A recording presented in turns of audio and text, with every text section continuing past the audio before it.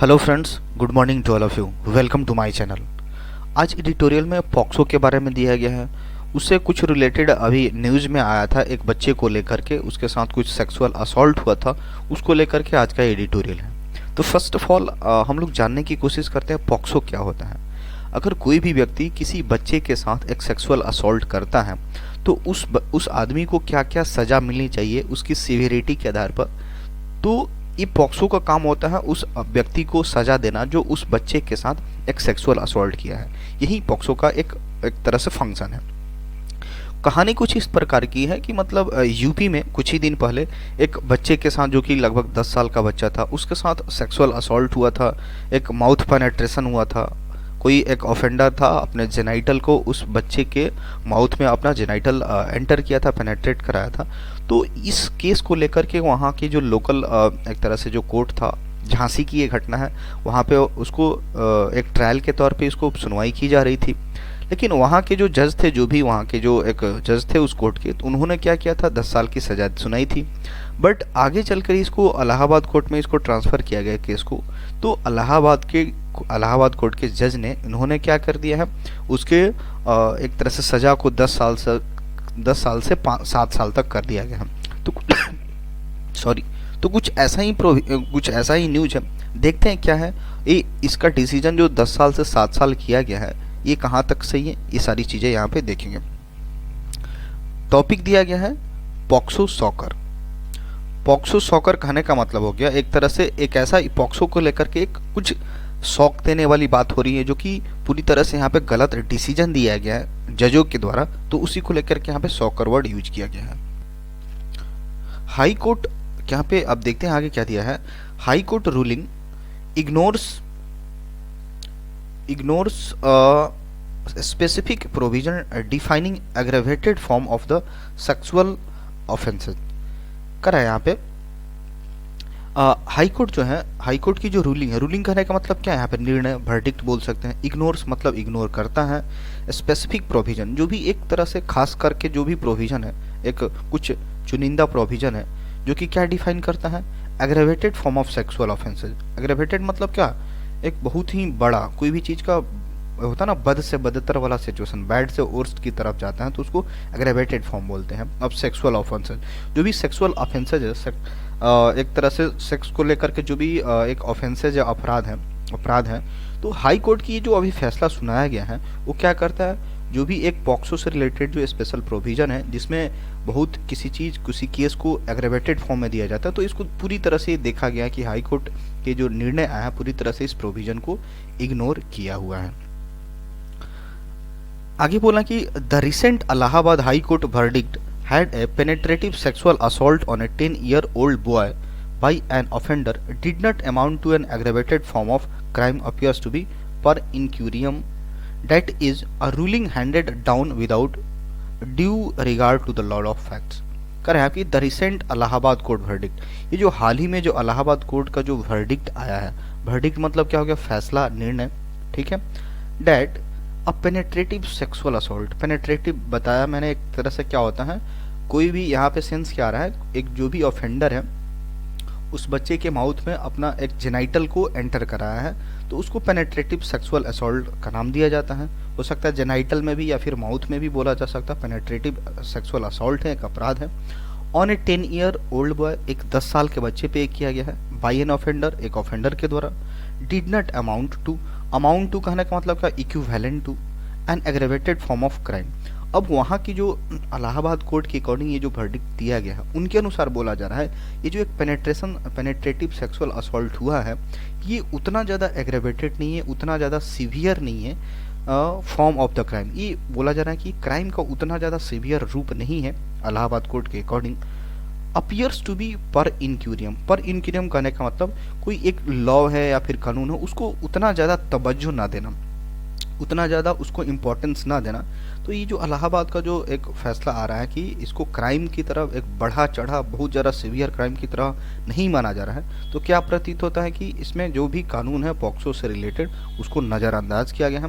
Date is अर्थात a ruling handed down without due to regard to the law and fact, मतलब ये जो भी रूलिंग किया गया, जो एक फैसला आया है, जो निर्णय आया है, उसको क्या किया गया है, उसको हैंडेड डाउन, उसको कम किया गया है without regard to the law and fact, यानी लॉ और फैक्ट को बिना जाने, बिना उसकी रिगार्ड किए इस फैसला को पूरी तरह से कम किया गया है, या फिर जितना एक एक्यूरेट निर्णय होना चाहिए वो नहीं दिया गया है। The offence had offence that was proven in the trial, ये जो ऑफेंस है, जो अपराध है जो कि प्रूफ हो गया था इन ट्रायल, वहाँ की जो लोकल कोर्ट थी, झांसी की बात की जा रही है, वहाँ पे ट्रायल में क्या हो गया था, प्रूफ हो गया था। एंड इंडोर्स्ड, इंडोर्स कहने का मतलब क्या, जो सपोर्ट भी किया गया था without demur by the high court, demur कहने का मतलब क्या, रेज ऑब्जेक्शन, बिना कोई ऑब्जेक्शन के हाई कोर्ट के द्वारा।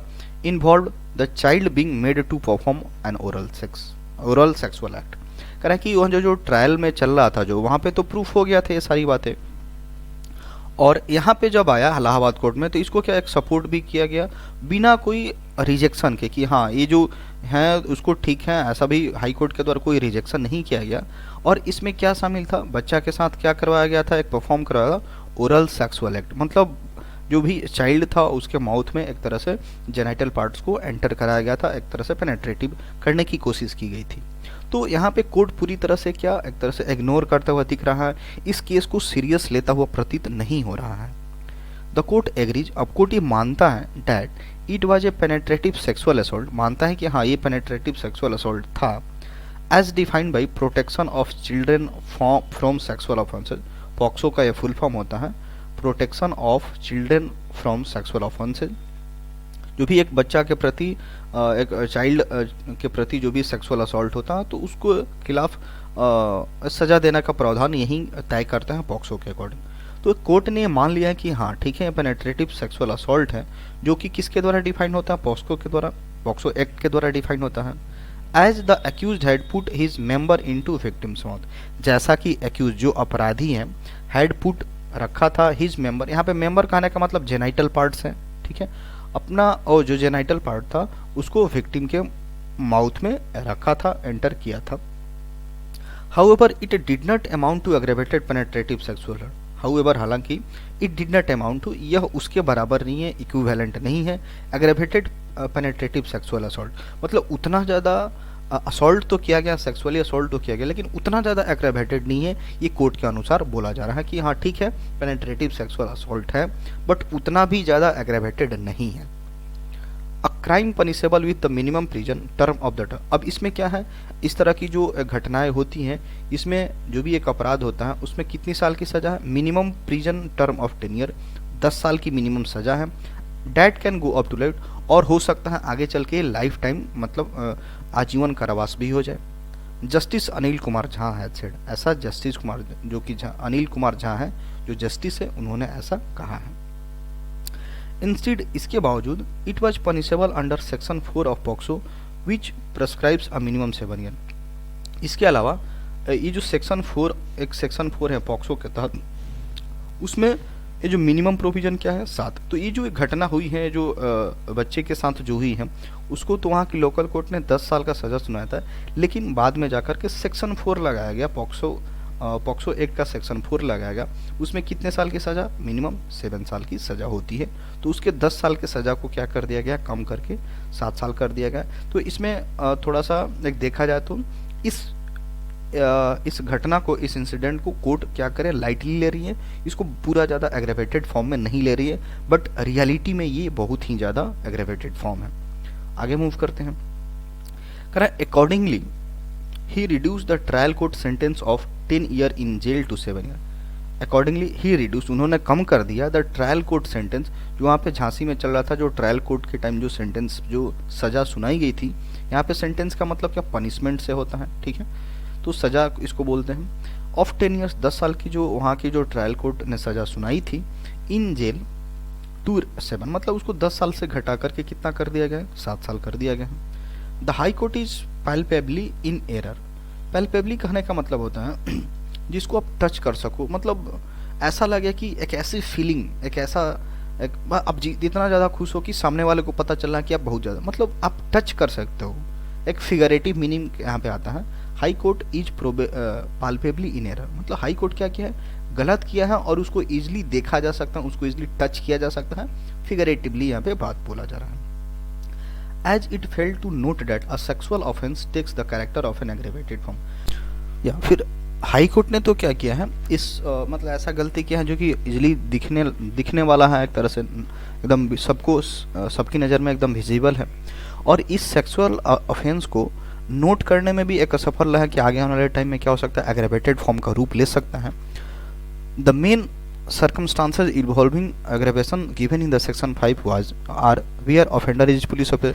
अब तो हम लोग यहाँ तक तो देख चुके थे कि क्या कोर्ट के अनुसार ऑफेंड ज़्यादा एग्रेवेटेड नहीं है। अब हम देखते हैं कि कोर्ट के अनुसार क्या किस सर्कमस्टांसेज में ये जो सेक्सुअल असॉल्ट किया जाता है वो कब ज़्यादा एग्रेवेटेड रूप में होता है।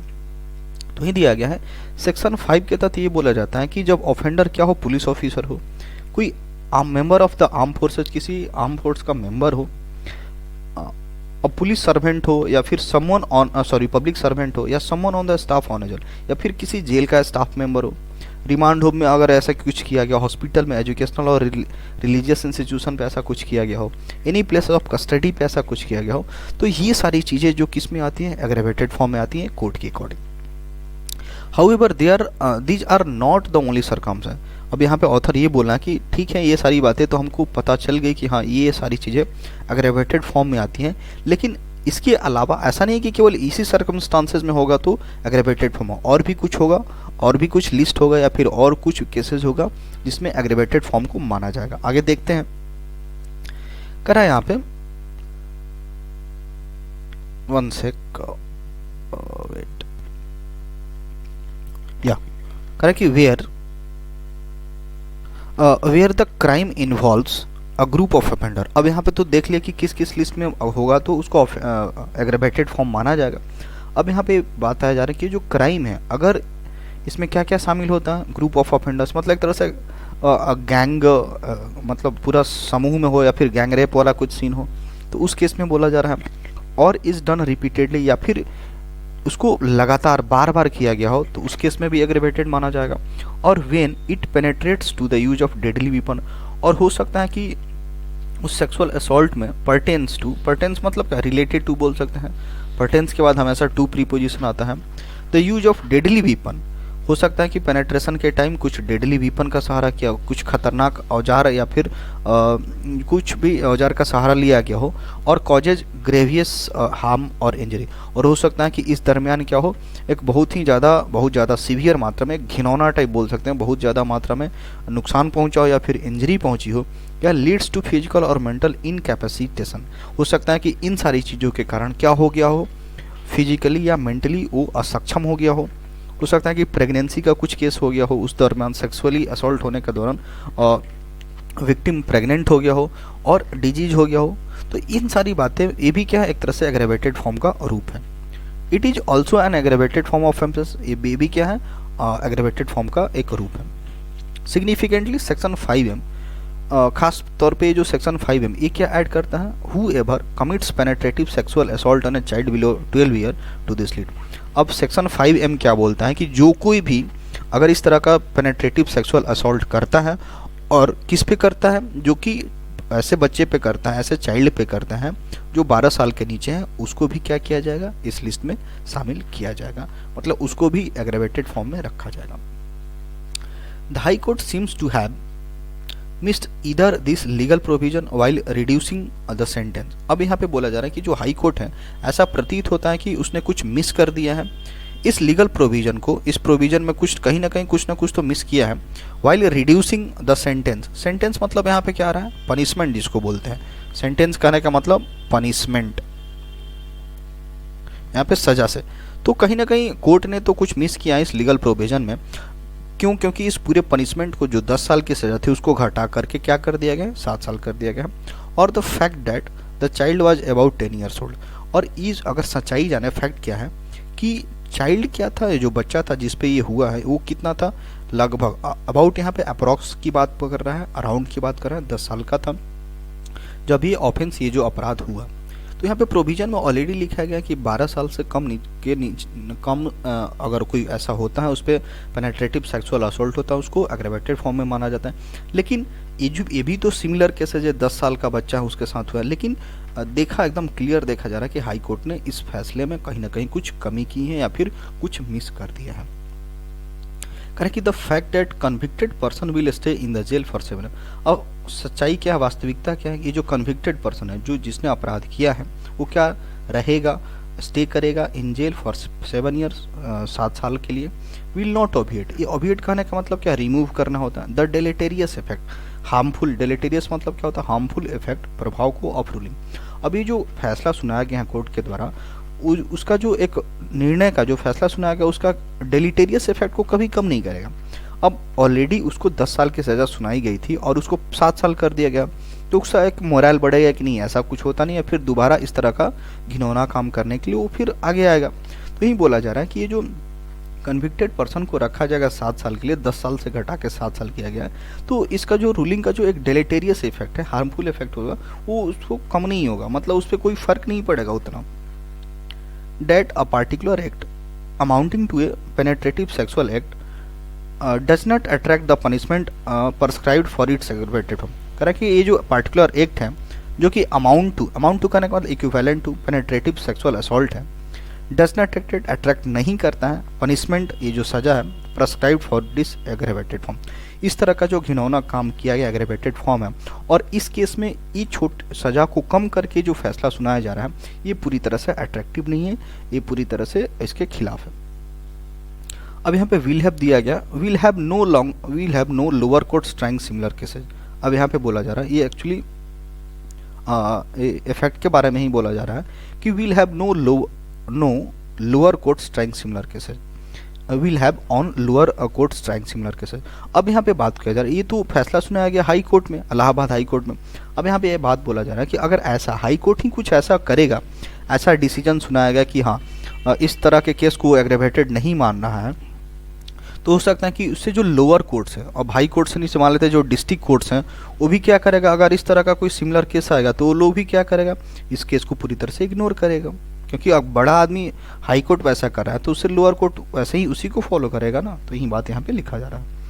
It is a matter of coincidence, ये पूरी तरह से इत्तेफाक की बात है, कोइंसिडेंस की बात है, डैट की दिस रूलिंग, ये जो निर्णय हुआ, ये जो रूलिंग मतलब ये जो फैसला आया from the Allahabad high court को ऑन द सेम डे, ठीक उसी दिन, as the supreme court's judgment underscoring the importance of not diluting the gravity of an offence against a child by ignoring the plain meaning of the POCSO provision. अब यहाँ पे ये बड़ा ही coincidence है, इत्तेफाक की बात है। जिस दिन इलाहाबाद कोर्ट का ये जो रूलिंग आया, जो फैसला आया, ठीक उसी दिन एक सुप्रीम कोर्ट के जजमेंट आता है। उसमें क्या बताया जाता है कि वो क्या करता है, सुप्रीम कोर्ट का अंडर स्कोर करता है, हाईलाइट करता है द इम्पोर्टेंस, महत्ता को, of not diluting the gravity. Gravity कहने का मतलब यहाँ पे सेंस क्या है, किसी की गहराई में, किसी केस की गहराई में जाना, नहीं, जो भी केस की जो सच्चाई है, गहराई, उसको डाइल्यूट ना किया जाए, उसको लेस इंपॉर्टेंट ना बनाया जाए। काफ़ी ज़्यादा इंपॉर्टेंट था, उसको कम इंपॉर्टेंट ना बनाया जाए। इस बात पे सुप्रीम कोर्ट ने अंडरस्कोर किया है, हाईलाइट किया है, और इस बात को लेकर के काफ़ी इंपॉर्टेंस दिया है। Of an against a child by ignoring the plain meaning of POCSO. अब ये जो प्लेन पॉक्सो के प्रोविजन के तहत जो भी एक मीनिंग है, उसको इग्नोर नहीं किया जाना चाहिए। ये जो चाइल्ड के खिलाफ जो भी इस तरह का ऑफेंसेज होता है, और उसकी जो सच्चाई है, उसकी जो गहराई है, बात की जो फैक्ट है, उसको डाइल्यूट किए बिना, इस पे सुप्रीम कोर्ट के जजमेंट ने क्या किया है, हाईलाइट किया है इसके इम्पोर्टेंस पे कि ऐसा इसको डाइल्यूट ना बनाया जाए, लेस इम्पोर्टेंट ना बनाया जाए। तो एक तरफ सुप्रीम कोर्ट ये बात बोल रहा है, इसके ठीक उल्टा हाई कोर्ट ने ये बात बोला, तो पूरी तरह से कॉन्ट्राडिक्शन है। एक ही फ्रेटर्निटी में होकर के दोनों लोग ऐसा काम कर रहे हैं। The verdict in Sonu Kushwaha versus state of, ये केस है, ये जो वर्डिक्ट है, ये जो फैसला बोल सकते हैं कि किस पे, एक सोनू कुशवाहा करके कोई है जो कि यूपी स्टेट का है, is a fit case to review, एक ऐसा केस है जिसको अच्छा केस है जिसको रिव्यू किया जाना चाहिए। At it seem to be based on the error of law, जैसा ऐसा प्रतीत क्या होता है कि ये जो लॉ का एक तरह से गलती है, जो कि ये जो फैसला सुनाया गया है मतलब एरर ऑफ लॉ है, जो कि इस पे बेस्ड है, एक ऐसा एकदम फिट केस बनता है कि इसको रिव्यू किया जाना चाहिए। Alright, thanks for watching this video.